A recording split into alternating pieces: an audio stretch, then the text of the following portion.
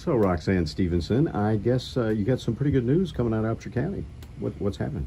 Right, so Upshur County is getting ready to join us in our official service area pending a board vote this Thursday. Oh, okay, all right.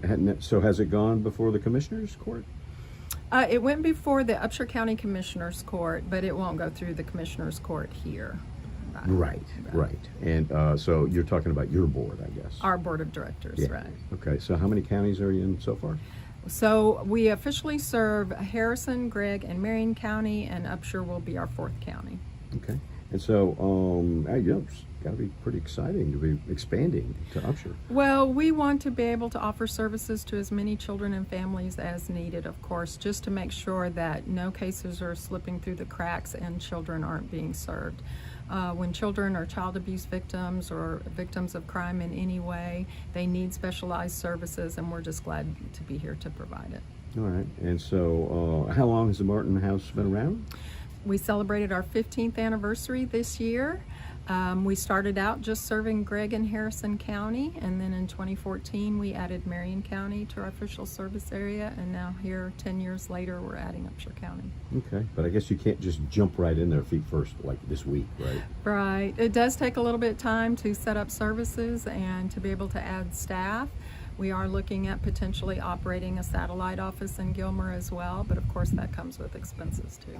Right. And so you guys aren't exactly prepared to set up a whole new office at this point. Yes. And I guess it's an office has been offered to you, and you're mulling it over at this point, right? Correct. The county has graciously offered to allow us to use space free of charge in Gilmer, and we are looking at that as a very strong possibility. Okay. So what are some of the things that you'll need before you can actually all systems go in Gilmer? Well, first, the first service that we provide is forensic interviews, and that does require specialized recording equipment, video and audio recording equipment. So that comes at a pretty steep price tag, so we'll be looking at raising funds for that first. And then I guess I've seen that office. It's pretty empty. Very empty. So of course we need desks, chairs, office supplies, everything to go ahead and be able to provide forensic interviews, advocacy, and even counseling there if needed. Okay. So I guess at this point, anything that will be, if the board approves, anything that will be done for Upshur County will be done here, right? Correct. Right now, the children and families from Gilmer and Upshur County are coming to Longview for services.